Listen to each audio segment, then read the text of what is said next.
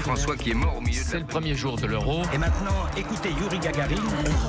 Un retour sur Actu. À présent, tout l'été, vous le savez, on prend le temps de vous emmener dans les archives d'Europe 1. Il y a 28 ans, le 6 mai 1994, était inauguré le tunnel sous la Manche par le président François Mitterrand et la reine Elisabeth II. Bonjour, Lord d'Autriche. Bonjour Lionel, bonjour à tous. Alors, de part et d'autre du Channel, le tunnel sous la Manche devient alors la plus longue galerie sous-marine du monde. Oui, un tunnel de 50 km, dont 38 km percés sous la mer, 35 minutes de trajet pour des voitures embarquées sur des navettes et le TGV Eurostar qui relie Paris à Londres en 3 heures.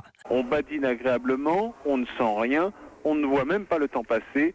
Nous voilà en Angleterre. Elisabeth II et François Mitterrand manient tout de l'humour avec brio.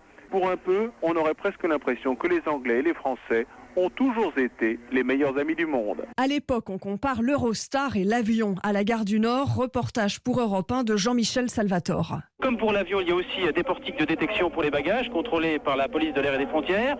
Et puis comme dans l'avion, il y a des hôtesses, des stewards, habillés dans les jaunes et bleus. Seule différence, les animaux sont autorisés à condition côté anglais de rester 6 mois en quarantaine. Les premiers passagers montent à bord 6 mois plus tard. Le billet de train aller-retour coûte 790 francs, l'équivalent de 170 €. Et en première classe, 1600 francs, 350 €.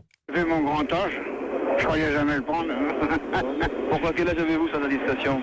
74 ans. Je vois les progrès qui sont faits en l'espace de 30 ans de temps, c'est tout de même formidable. Les enfants sont venus. Quel âge as-tu?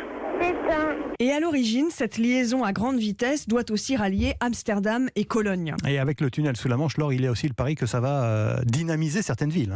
Oui, par exemple, la ville de Lille, où une nouvelle gare est inaugurée en 1994, prend une autre dimension, dit le président François Mitterrand dans son discours d'inauguration. Avec le tunnel sous la Manche, cette ville et cette région peuvent être demain ce qu'elles furent hier et plus et beaucoup plus encore. Le grand carrefour des échanges de l'Europe.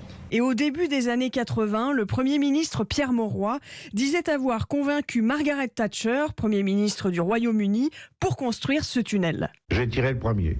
Je disais, Mme Thatcher, voilà, il faut faire le tunnel sous la Manche. Elle m'a dit, pourquoi un tunnel? Moi, finalement, j'aimerais bien prendre ma voiture et aller de Londres à Marseille sans feu rouge. Bon, c'est un pont, mais un pont, ça coûte plus cher encore. Margaret Thatcher lui a dit qu'elle ne mettrait pas un sou britannique là-dedans. Pierre Mauroy répond que les banques sont capables de rassembler les moyens pour construire le tunnel. Et voilà le projet lancé. Un tunnel qui aura coûté quand même beaucoup plus cher que ce qui était prévu. Merci beaucoup, Laure d'Autriche. Ne bougez pas dans un instant. Lucas Courtin et Jean-Claude Perrin nous rejoignent pour les compétitions de l'été et les championnats d'Europe d'athlétisme.